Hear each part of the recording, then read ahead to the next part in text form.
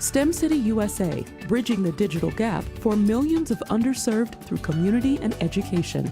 An immersive digital world that provides personal and professional development tools and resources. Details at stemcityusa.com. We are in the aviation school of the University of Maryland Eastern Shore. We really about to see how these Hawks fly for real. You see these planes? What HBCU know got their own plane? They got their own plane.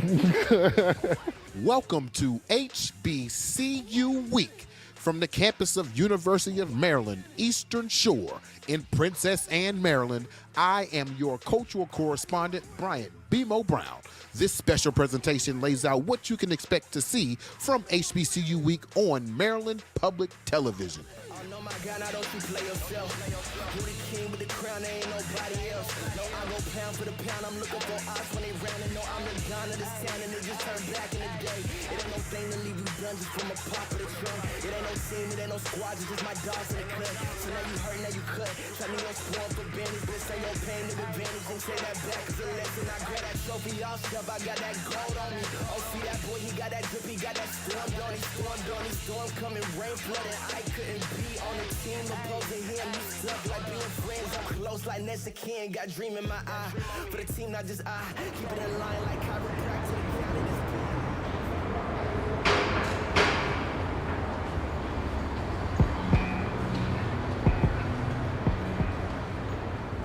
Today, we stand on the vast land of opportunity that is the University of Maryland Eastern Shore. UMES, like all historically black colleges and universities, adheres to a doctrine that the finest institutions provide the highest quality and most applicable education for future generations. Now, when you hear historic, I know you conjure up assumptions about things happening on campus from the late 1900s. That's no longer the case. UMES, like all HBCUs, are on the forefront of education, technology, and even innovation. The University of Maryland Eastern Shore is hard at work providing a 94% first pass rate for qualified pharmacists. UMES touts a brand new center of entrepreneurism funded by the government. And as high school students are trying to figure out alternative ways to get into college, the University of Maryland Eastern Shore is busting at the seams with 3 consecutive years of growth in enrollment, including this year being the highest year for applications. How are they doing it? Well, my partner Tatiana Anderson is going to talk to the president of the University of Maryland Eastern Shore, and we're going to hit campus to see if we can't find out what inspires these Hawks to fly. And later, watch me crash the party with Tatiana Anderson and Dr. Anderson. The Andersons?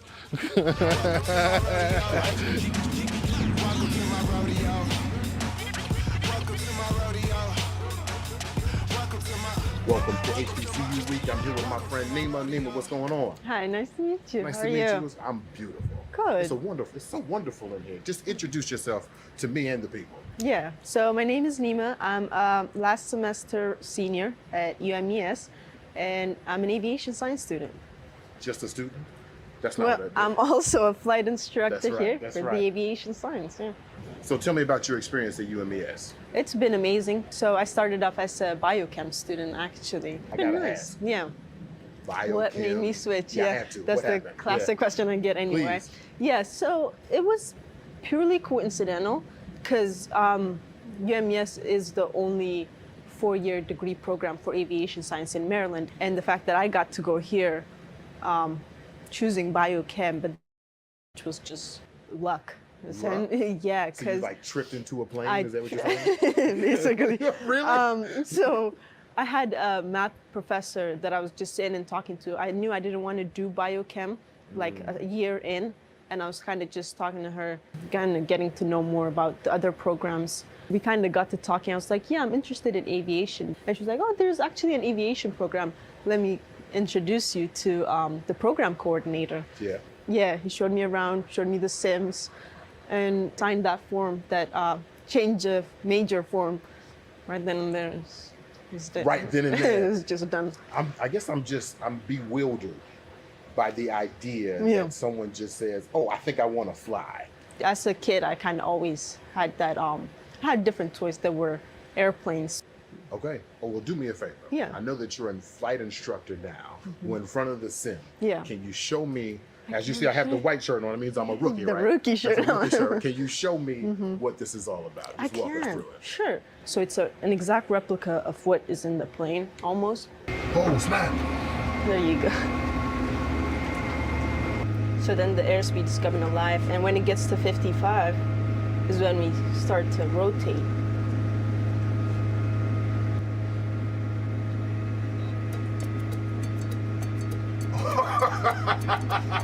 Okay. All right, Jacob, you ready, man? Absolutely. Jacob, what are we finna do, man? What are you taking me? Where are you taking me? Yeah, so I'll just walk you through a couple things that we usually do on a normal flight, right? So we're gonna taxi out to the runway. Okay. Take off, we'll head down to the south.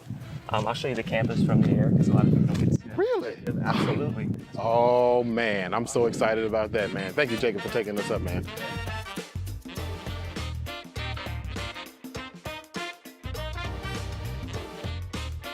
I'm in the plane. The daily lineups this year are absolutely beautiful. From the bountiful sounds of the Bayou Classic to the majestic skies over the Chesapeake Bay. This is HBCU Week on MPT. Who doesn't love a good Monday? Let's see what's exciting about HBCU Week programming Monday night on Maryland Public Television. At 7 o'clock, we're going to kick things off with a direct connection special. Welcome to UMES, followed by a look at the CIAA tournament and the historic Bayou Classic, an HBCU Week special, Beyond the Field. The night wraps up with a look into the historic Morgan State Choir, led by none other than the great Nathan Carter in the Morgan Choir, a joyful celebration. At historically black colleges and universities, athletics unite and inspire the community. Bayou Classic is, one of the greatest rivalries in college football. These highly anticipated events are about much more than the game. Really what the CIAA is producing is leaders.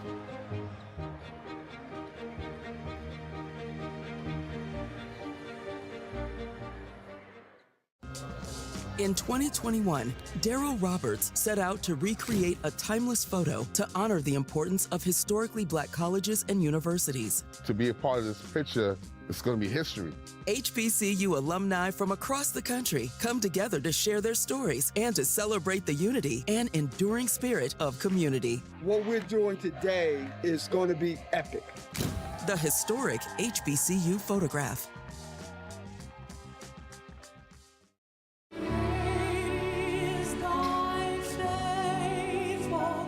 Celebrate the finest classical and inspirational harmonies in a concert by the Morgan State University Choir, conducted by the late Dr. Nathan Carter. This special broadcast will include conversations with former members, alumni, and friends as they reflect on the important role that HBCU choirs play. Join us for the Morgan Choir, a joyful celebration.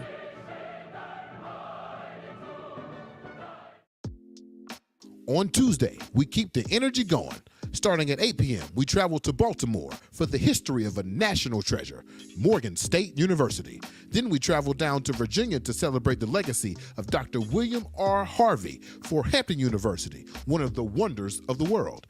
At 9:30 p.m., a documentary about the life and legacy of one of the most significant African-American leaders in the Reconstruction era, George H. White, Searching for Freedom. We end the night with the narration of legendary Felicia Rashad in Alpha Kappa Alpha, a legacy of service. Enjoy. A Baltimore HBCU began as a dream to uplift and educate. We started off as the Centenary Biblical Institute. The school fought for survival and battled against racism. The neighbors were very unwelcoming. To become today's prestigious HBCU. From 9 students to nearly 10,000 student population. Explore the history of a national treasure, Morgan State University. I've been to all of the HBCUs over the course of my 57 years of life. There's nothing like Hampton. Hampton University is one of the wonders of the world. Hampton is unique because it's really truly a family. is a place that not only will you go and get an amazing education, but it also prepares you as a young person to really change the world.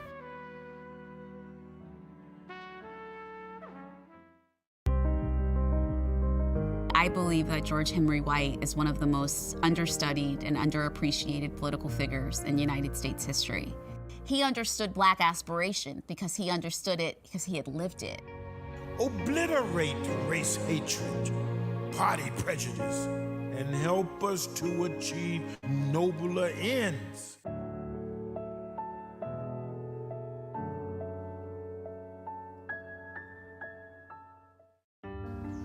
In 1935, women of Alpha Kappa Alpha traveled to the Deep South, discovering not the Mississippi often portrayed by Hollywood. Stunned, yet undeterred, they administer health care to those in need. These women are part of a long and rich tradition of providing service to all mankind.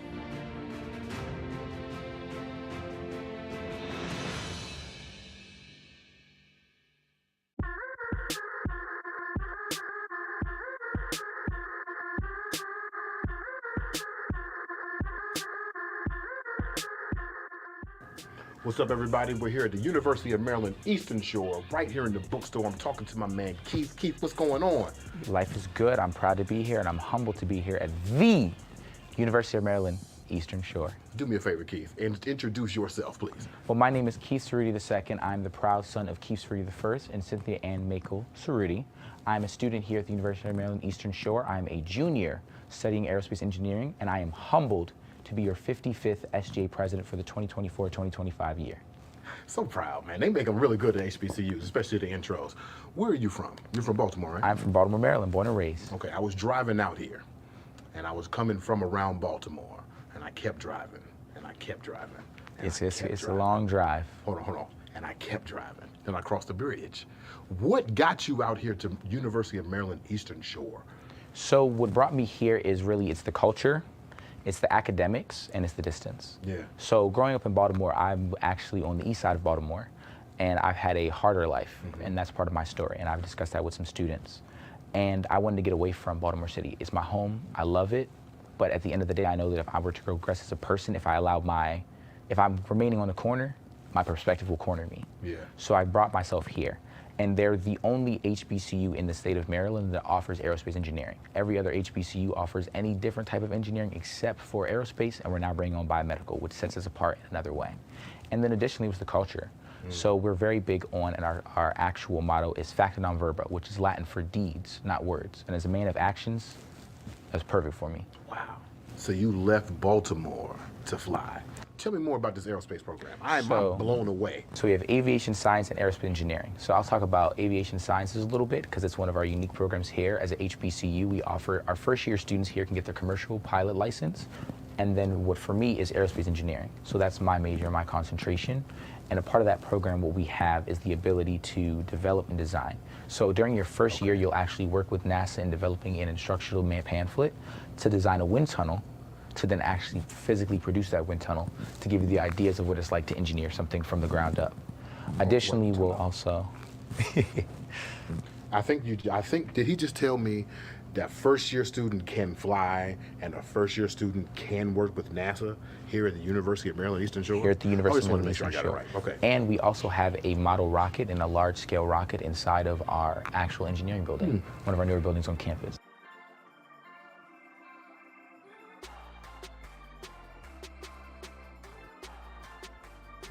The University of Maryland Eastern Shore is the only public HBCU with an aviation program. When the instructors and our pilot, Jacob, informed me that we would be doing a discovery flight while I'm experiencing the highest levels of my greatest fear, heights, there is something comforting about the University of Maryland Eastern Shore assuring me that I was safe.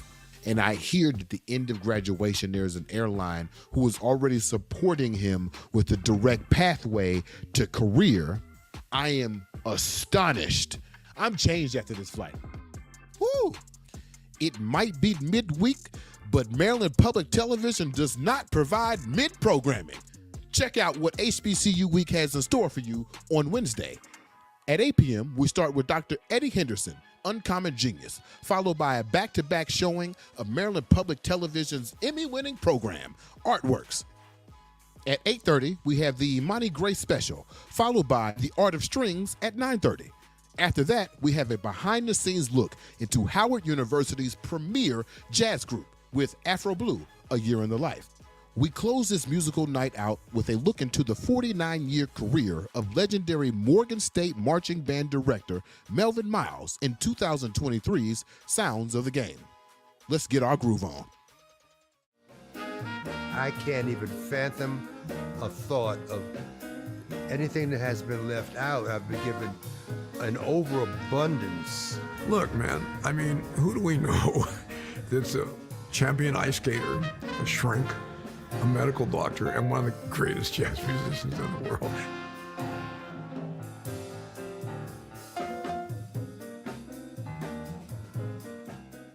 My name is Imani Grace. I would describe myself as a Black American artist. Jazz, soul, R&B, rock, funk, disco, blues, and specifically for this performance, because it will be a first time for a lot of folks who Imani Grace is, I thought, okay, now's the time. Pull out the bag.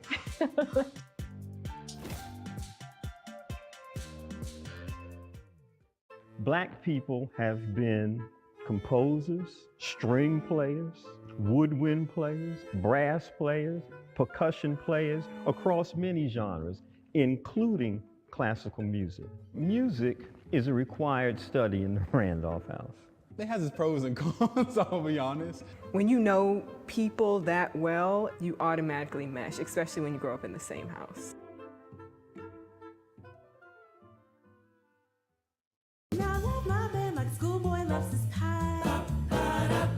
Join Afro Blue's premier vocal jazz ensemble as they invite you to a behind-the-scenes look into what it's like to be a member of this dynamic group.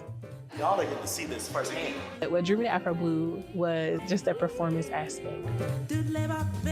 Everything about it was just bomb. Afro Blue, A Year in the Life. Today we are here with the filmmakers behind Milestone, a story about the Morgan State University Marching Band and its subject, the former 49-year head band director, Mr. Melvin Miles, to investigate how HBCU marching bands actually embody the purpose of HBCUs. I am your cultural analyst, Bryant B-Mo Brown, and this is Sounds of the Game.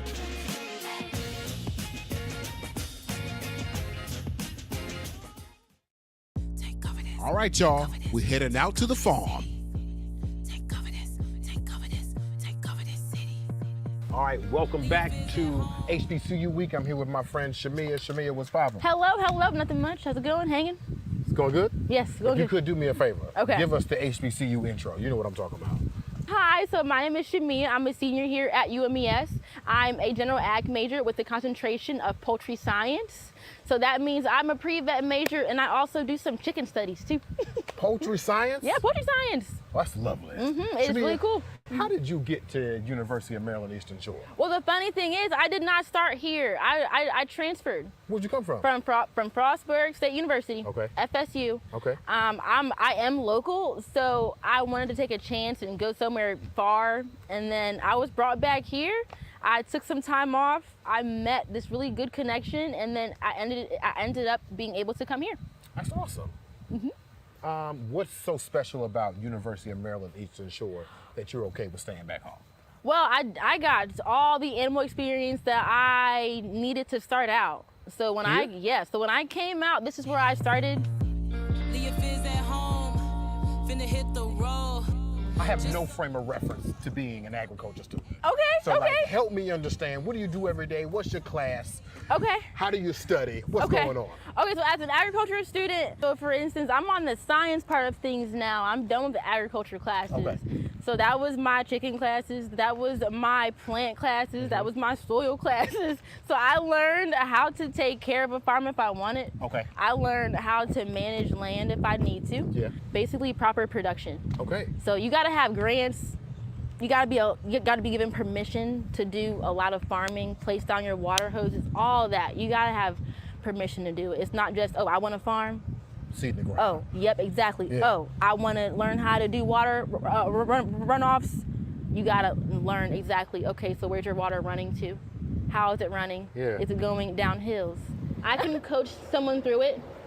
I am trusted to do it because I have been mentored by these individuals. I'm given permission to do things. So, not to my own horn, but very confident in it. Oh, I believe in it. Oh yeah, You look confident with honey, the goat. yeah, look at me. All right. I feel like Well, we're going to let the GOAT get back to GOAT work. Thank y'all for watching HBCU Week. We'll be right back. Yes, thank you. We have so much more programming in store for you on Thursday. You do not want to miss this action-packed night. We start with Sounds of the Game at 7:30, followed by a look at the 50-year anniversary of a bar-setting sports program with the Golden Year, Howard Women's Basketball. Next up, we discover the impact of the legendary CIAA tournament on the city of Baltimore with Inside the CIAA Impact. At 9 p.m., we take a special look into the culture of unique rivalries between HBCUs with HBCU Week, Tradition and Competition, followed by the resilient story of the all-black Tennessee A&I Tigers winning 3 consecutive national championships in The Dream Whisperer. We end the night with a unique story about pioneers of an overlooked sport with the Morgan Lacrosse story. You do not want to miss this Thursday night on MPT. Our program has been a very dominant program since its inception. I have the all-time assist record. I'm the winningest coach in the history of Howard University in any sport. Howard's always been a global brand. I've been hearing about Howard since I was young. One of the things that I felt immediately was the culture. That's something that Howard prides itself on. The legacy of Howard women's basketball is simply excellence. Downtown Partnership of Baltimore, CIAA, 1 + 1 = 5. Boom, we're taking it to another level. It's exciting to see the lights on the street, the signage on the walkway. I mean, there are signage everywhere. I mean, if you don't know that CIAA is in Baltimore, then you're missing something. Our businesses have really raised their hand and they said, how can I lean in? It's like the greatest sporting tourism event in the world.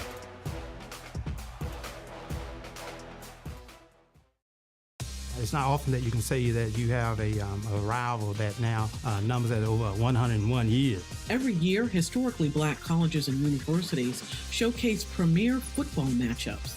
Some of the greatest players that you now see in football in the Hall of Fame played in HBCUs. The spirit of these classic HBCU rivalries.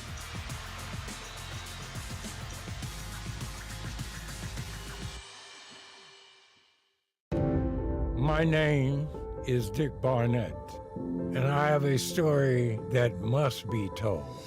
The most exciting shooter in basketball, Dick Barnett. Tennessee State was the first black team to win a national championship. They was discriminated against, devastated. Everything starts with a dream.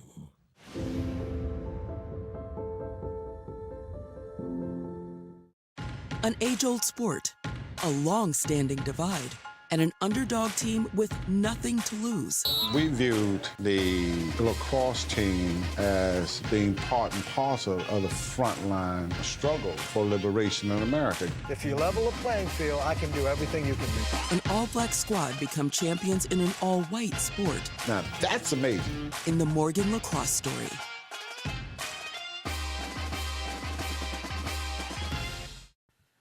And now, a special presentation. From the engineering building of the University of Maryland Eastern Shore, a special conversation between University President Dr. Heidi Anderson and Tatiana Anderson. Welcome to HBCU Week. Thank you for making time for us. We appreciate it. You are very welcome, and thank you for coming to our beautiful campus. It is a beautiful campus, and speaking of it being a beautiful campus, this is a land grant college. Explain what that means and why that's important. It is not just a land grant. We are an 1890 land grant. So for your audience's sake, I want to be able to help them understand what that really means. 1890 land grant means that basically we were formed and we had funding that came from the federal government. And that was by a senator named Morrell, almost over 180 something years ago. We are formed in 1886, and what it means is that our mission is about teaching, research, and service, and giving back to, so helping the community solve those problems that are unique to those areas. The other reason it is so special is there are only 19, and I said that correctly, 19 1890 universities in the country. So you think about that, we stand on the legacy of history here from the standpoint of being a 1890 land grant and working with our communities. Here's where the catch comes. When Morrell gave funding, he gave funding first to the 1862s. Those are what we call the PWIs. And he gave them land, gave them money to build universities to help educate people in those communities and solve the research problems. When it came around at that time, Black people could not enroll in those institutions. And so instead, 30 years later, monies were getting set aside just for 1890 universities to enroll Black people. Mostly farmers, engineers, mechanical engineers, and agriculture. And so the base of an 1890 is meaning the connection with the agriculture, with the soil, with the people. And here at UMES, and I have to look at the audience and tell them this, we are so proud to be the 1890 land grant institution here in the state of Maryland. This is, late 1890s, land grant university. The mission was research and service when it was founded. How has that mission carried over to today? Excellent question. And so our founding mission was teaching, research, and service. The way that mission has carried on today is really looking and being more involved with the community. So for example, here in the Bay, we know that we have a problem with poultry and with the chickens. And the poultry and the litter that comes from chickens, it is destroying the environment and the soil. So the other part we know is here in the Chesapeake Bay, we have a lot of problems with the environment and what's happening with the crabs, the soft crabs, the other marine animals that are in the bay. And so our job as an 1890 institution is to connect with those communities and try to make sure we're doing the research, the extension, the work that it takes to take care of those particular issues. Helping farmers know how to farm in rural areas. Helping them understand how to be more efficient with their farming. But where we expand that now, and what has happened throughout history, is now healthcare has been added as a fundamental part of this particular legacy, as a fundamental part of our mission. And I always love to brag in that as an HBCU, we have more health profession programs than any other HBCU in the country. We have 8 at the present time, about to add a 9th. And our 8 are high caliber. You're talking not technician type programs, pharmacy, physician assistants, physical therapy, and I could go on and on. Well, you also focus on veterinary medicine, and I know that this university holds a special place in the world of HBCUs when it comes to that subject. What's going on here that's so unique? Excellent question. Okay, what's going on with the vet program is that is our newest health profession program, and we don't have it yet, but we're about to. There's only one other institution in the whole country, that HBCU that is, that has a vet program, and that's Tuskegee in Alabama. So we will be the second HBCU, yes, to have a vet program. Why is that so important? Well, there's a shortage of veterinarians around the world, not just the country, but around the world. And there's a shortage of diverse veterinarians. Less than 3% of the veterinarians out there are Black. So think about that. Tuskegee has produced all of the Black veterinarians who are in the country right now.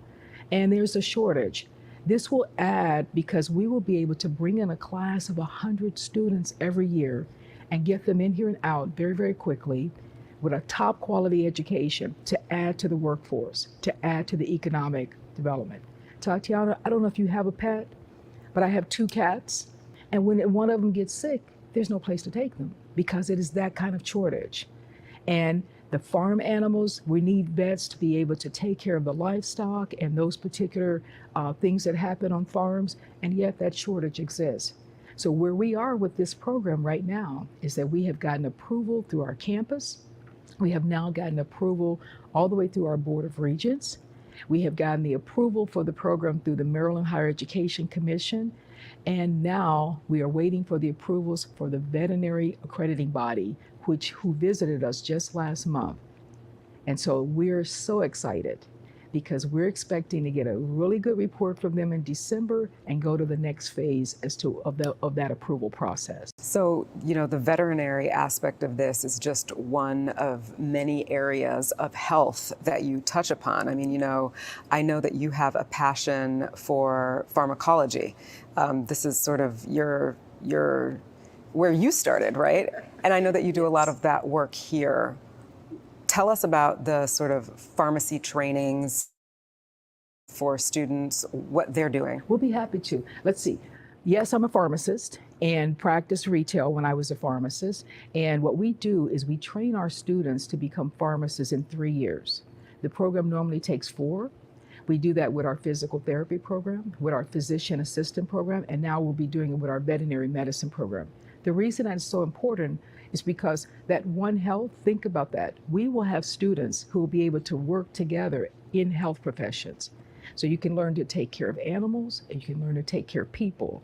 And that One Health approach is going to be so critical to where we're going as a country.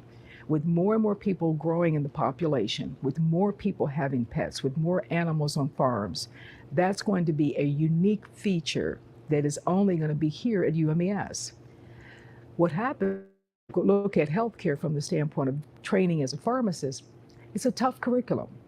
I can tell you, I went through it.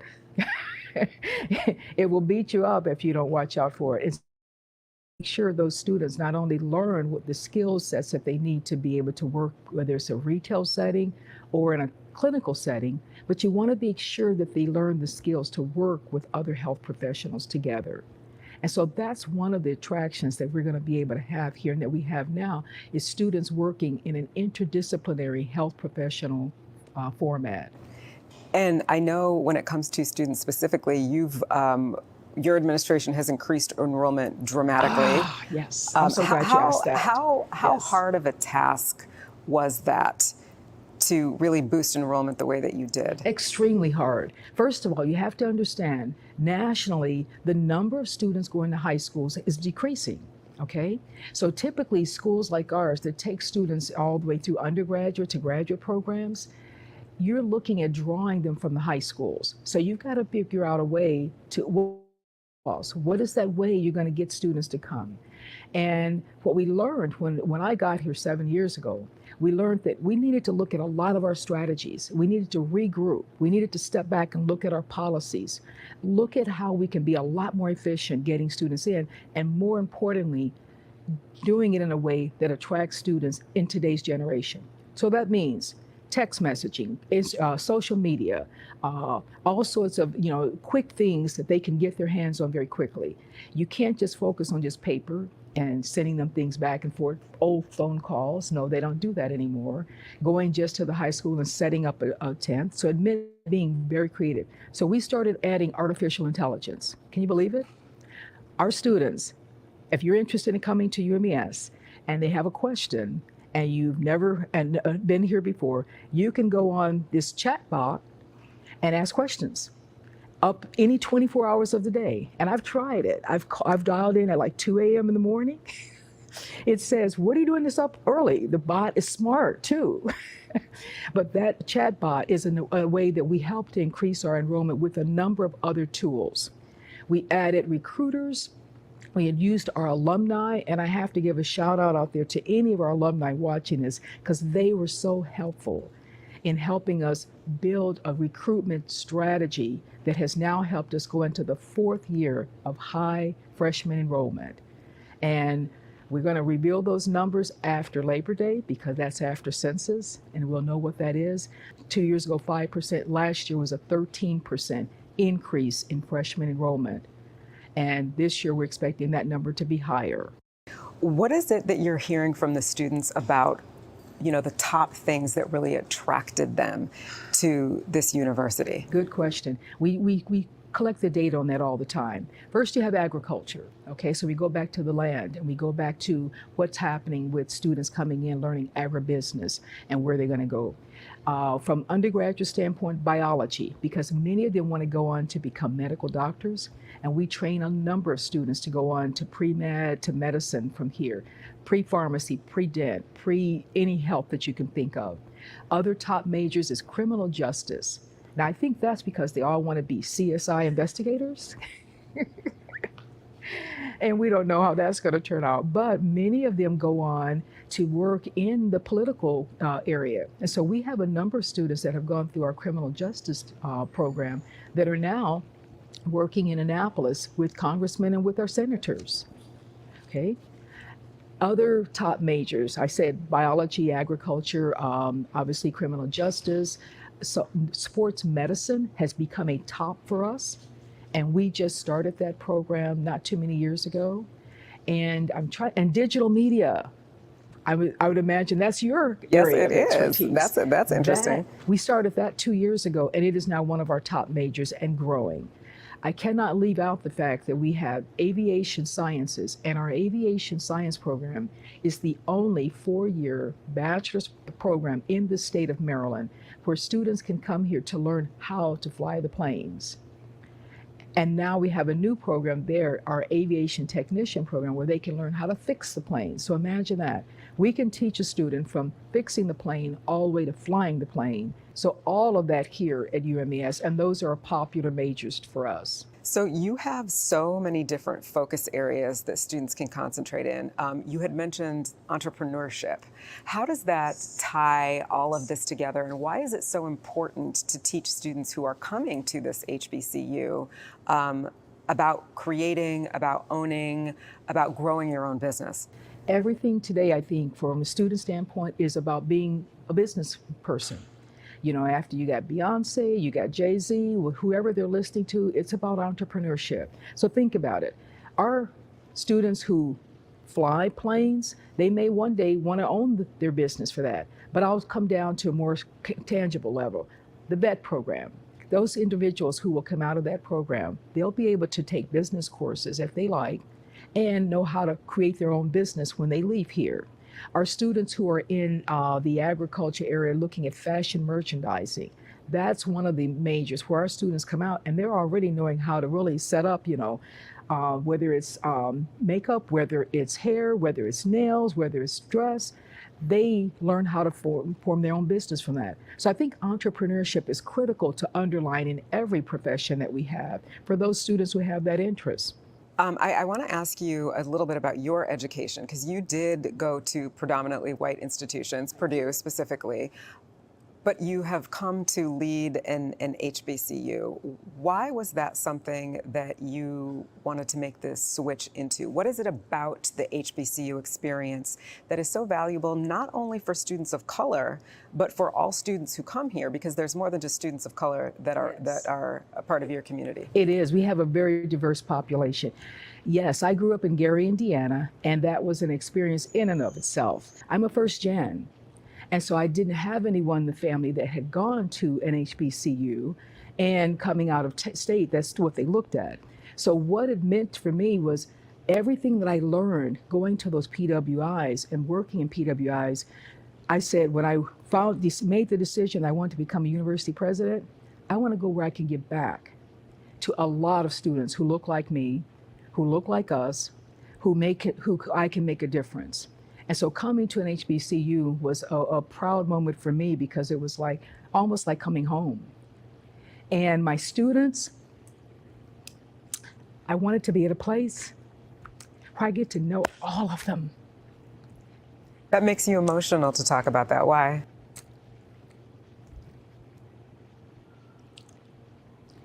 I think it makes me emotional because you want every student who comes in, we want to make a difference in their lives. And that's what we're here to do, transform them. Thank you, Dr. Anderson, for your passion about the transformation of students. Let's see the outcome of that passion with a special conversation between Dr. Allison and star student in the Center for Entrepreneurism and Innovation. We'll be right back with more conversation between Dr. Anderson and Tatiana Anderson. Welcome to HBCU Week. Again, I am your cultural correspondent, Brian Bemo Brown. I'm here with my friends, Kayla and Dr. Allison. How are we? We're doing good. Can Dr. Allison, can you tell us who we are right now? We are in the Center for Entrepreneurship and Innovation. Our mission is to help students, faculty, staff, alumni, and the community start and grow their businesses. Dr. Allison, what's your role in the center? I am the endowed chair of entrepreneurship and program innovation. Okay, all right. And Kayla, tell us about your role here at the center. I was a participant in the incubator that was held here at the center, and I luckily was able to win first place with the help of all the resources that the center had to offer. Really? Yes. You want to tell us some about your entrepreneurial pursuits? So my business is something that's dealing with mental health and self-care. What I'm ultimately looking to do is to incorporate collaboration, authenticity, facts and statistics, so ultimately change the way the beauty world is looking. Are you like an entrepreneur major? Is that a thing? No. So what's your major? I'm actually a sociology and social work major. So that just shows you how well this program actually operates. I've been able to not only handle that and excel, but also step into something else that will open up my opportunities just that much. So I need your help, Doc. Yes. How does Kayla get to be a major somewhere else, but also do major work in the Center for Entrepreneurism? Well, we help all majors across campus. Most of the entrepreneurs that come to us, they are not going to be majoring in entrepreneurship because what's your expertise? What's your product? Where's that coming from? So instead, we can get somebody from engineering who is making a part for a new machine that might make it better. We had somebody that was looking at making prosthetics by 3D printing, which would have been lighter and stronger and quicker to get a prosthetic for someone who may have lost a limb. We have people that come from every major you can imagine, and they have products they want to create. I love it here. I think y'all gonna have to leave me here. So thank you, Dr. Allison. Thank you, Kayla. Thank you. And we'll be back with more HBCU Week. It's Friday, y'all, and HBCU Week continues with more dynamic programming. Starting at 7 p.m., learn about groundbreaking new programs at Maryland's historically black colleges and universities with the State Circle special, Where Do We Go From Here? I immediately thought of my grandfather, who actually was a World War II staff sergeant, and he entered on that beach. Getting there, you can kind of get a sense of, of everything that we had discussed. Beautiful beach. There was a place of death. A mathematician is somebody who solves math equations. I went to Morehouse College because I had never seen a black professor with a PhD in mathematics. A lot of people in this world are going to tell you that you can't. And I'm a person that looks like you, and I'm going to tell you that you can. My name is Monica Jackson. I'm a mathematician. Mel Curry, and I'm a mathematician. Dr. Talitha Washington, and I am a mathematician. Journeys of Black Mathematicians. Born into the Jim Crow era of working-class Baltimore, Calvin Tyler Jr. overcame poverty and segregation to become a successful businessman and benefactor to Maryland's largest HBCU. I'm here to tell the Tyler scholars that no investment means more to us than our investment in you. Follow his incredible journey on The Calvin Tyler Story. Welcome back. We are continuing the conversation with the president of University, Dr. Heidi Anderson. The legacy of HBCUs is not only important to students and people of color, but also to everybody else. And I know you have students who are going here who are not people of color, but what does it do for them? What have you heard them say when it comes to what they get out of an HBCU like this one? I think all of our students get a similar thing. They get a feeling of being part of a family. They get a feeling of having people who take care of them. They get a feeling of people who nurture them and people who take their best interests to heart and help them transform. And so I think it doesn't matter whether you're a student of color or a student, another student who's a diverse population, or a student who's a white student. You come to an HBCU, and I think you have that kind of feeling of belonging, that there are people here who care about me. There's such a sense of community on campus, but there's also a community outside of campus. How does what you do here create economic development and impact the lives of people who are outside?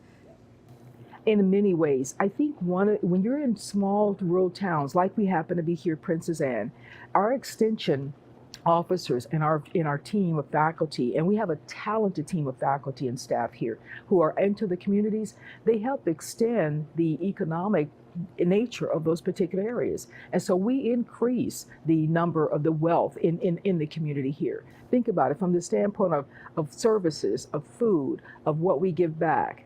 We also are working to build our town of Princess Anne. So one of the things, and one of my hopes and dreams, is that we help revitalize our town. We have that close town and gown relationship, and we help put businesses down in our town. And so one of the things, we mentioned entrepreneurship earlier. We have now gotten funding from the federal government, over $2.2 million, to really begin to build the town up with an entrepreneurial center where people can come in and learn new businesses and startups and go from the products being developed and just in someone's mind and innovated to actually being final product. Dr. Anderson, thank you so much for this conversation. Thank you also for being on our beautiful campus. And thanks to our viewers as well for watching HBCU Week. Join us again next time. We want to thank Dr. Heidi Anderson, president of University of Maryland Eastern Shore, and Tetiana Anderson for such a riveting conversation. It's Saturday, and you know what that means. It's time for sports. First, football. We look at the unique camaraderies and competition in HBCU sports and their impact on African American communities in HBCU Week Tradition and Competition. After that, we have HBCU Week Beyond the Field, followed by Inside the CIAA Impact, where we discover the impact of the nation's largest and oldest HBCU postseason basketball tournament. At 9:30, we head to the nation's capital for the golden year, Howard Women's Basketball. We end our night with the Dream Whisperer. You do not want to miss Saturday night on Maryland Public Television. Welcome back to HBCU Week. I'm here with my friends Mariana and Brooke. What's up, y'all? What's up, everybody? We're standing with the 2024 MEAC Conference bowling champions, correct? Absolutely. Okay. All right. What about the HBCU experience do you enjoy the most? Being able to learn about the culture and just be invited. Like, it's just very home. It feels like home. That's it. Like, What about you, Mariana? What do you enjoy about the HBCU experience? I think the culture is really good. Like, I was a little scared before I came here because, of course, it's not my first language or whatever. But I think the people is really good, really open to, like, everybody. Yeah. They try to help every time. I think when people think of sports, they think of like basketball, football, lacrosse, maybe even like chess. I don't know. But I think one of the last things they think about is bowling. Absolutely. So what makes your story different than the rest? I think we really bonded as a team and worked really hard together as a team and used each other to uplift like us. And it wasn't like, there was no competition amongst each other. We were all competing to be a better team, and that's how we won.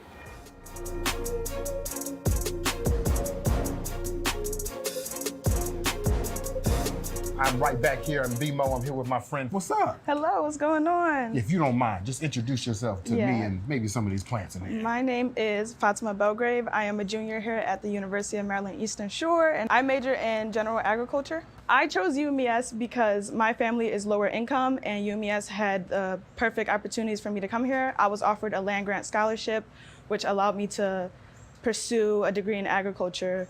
And I was also able to be a Next Gen Scholar recipient, which is a scholarship funded by the USDA, which allows me to do things like assistant research and allows me to, propagate and deal with like these grape cuttings here. For example, with our grapevines here, I've assisted with plant propagation and I've assisted in fungi culture. To multiply all of these plants to have as many as we do, we cut around here, and then we replant them in a separate pot with a rooting hormone called auxin, and that allows us to multiply this to have as much as you see here. I'm so interested that you chose agriculture in the same era that AI is blowing up? Can you tell me about your choice?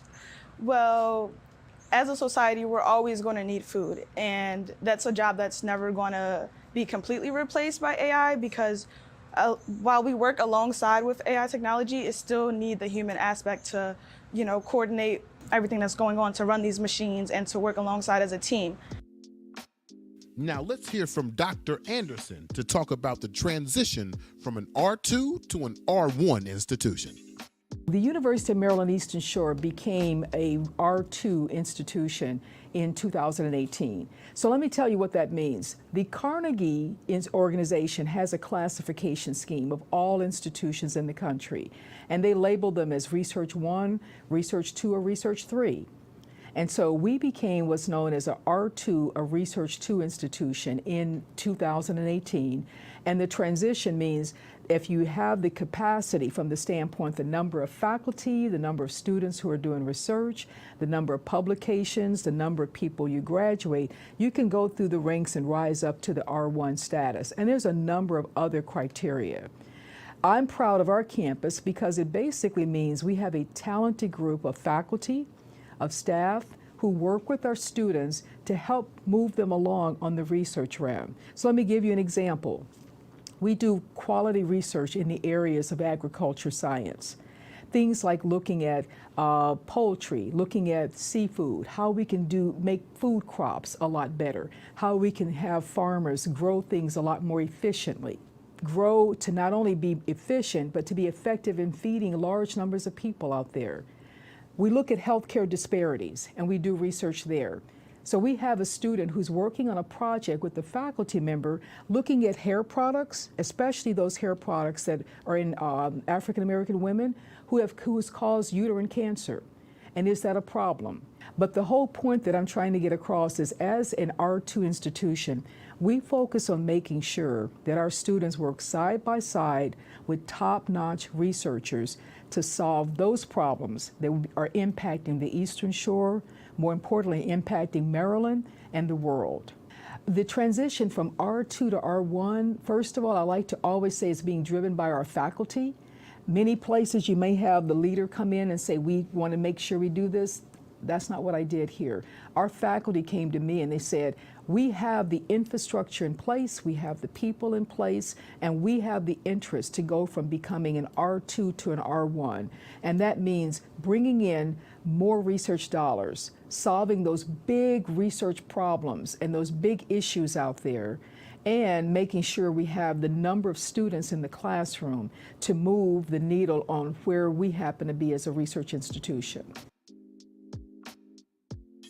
This is a statue that was done by Black sculptors, and it's called The Family. Mm-hmm. And it talks about, it's plants and it's everything you can think of with pharmacy all interwoven. Here is one of the plants the students learn about. Oh, wow. So medicinal plants are worked throughout the entire sculpture. PR, we can uncover him. Let's uncover Apollo. Yeah. Doctor, he bleeds. He bleeds. He breathes. Yep. He screams. Yep. Yes. And students can actually test and work on that. Yes, ma'am. To get all those experiences before they actually go into the real setting. Well, she has a baby in there, and then this is one of the simulated live births. Now look at this so students can actually experience a mom having a baby, and she can do twins as well. So multiple births. And that is really, really incredible, but also so needed to make sure students know what to do before they leave here working in real practice. In case you missed anything throughout the week, Sunday's got a full day of programming just to get you right. We start at noon with the State Circle Special. Where do we go from here? Followed by the programs Shaw Rising, Artworks, the Imani Grace Special, and Artworks, the Art of Strings. At 3 p.m., Dr. Eddie Henderson, Uncommon Genius, followed by the historic HBCU photograph and the Calvin Tyler story. We end HBCU week with the embodiment of HBCU excellence, Zora Neale Hurston, Claiming a Space. I hope you loved HBCU week as much as I did. We'll see you next year. Man, What a beautiful day here at the University of Maryland Eastern Shore. I cannot thank the people over here enough for having us.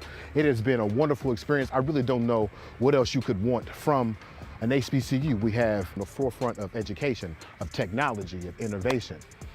I'm understanding the Hawk Pride now, right? So thank y'all for joining us. Thank y'all for coming to the University of Maryland Eastern Shore, where we soar above and beyond. Thank y'all for HBCU Week. We'll see you next time.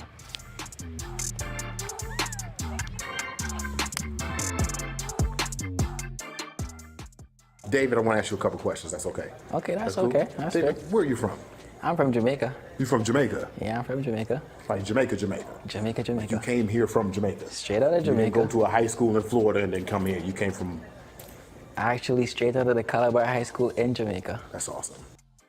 Like, what's your North Star on HBCU culture? I guess ours would be TikTok, honestly. There's a lot of different apps like Zeme. That's how I connected with a bunch of different people on campus. Zeme. Don't mind my age. You're fine.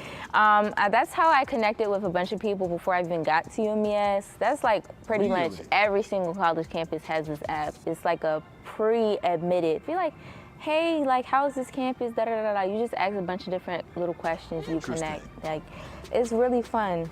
Yes. The only HBCU with a certified PGA golf management program. Yes. I like it. Yes. We should have done like a golf interview. Look, what she should have done That's is, what we're talking about. she should have it in my office so you can see my golf trophies, see? Oh. So you really probably don't want those trophies. I was just kidding. I did win that day. I was raised in Greenbelt and Lanham. Okay. Yes. I'm from Washington, D.C. From D.C.? Yes. Okay, so y'all both from my neck of the woods. All right. Now, I drove up here. Okay. And I drove. And I drove. And I kept driving. Okay. And I crossed the bridge. It's a straight shot, yeah. Yes, and I kept driving. And I know where y'all from. Uh-huh.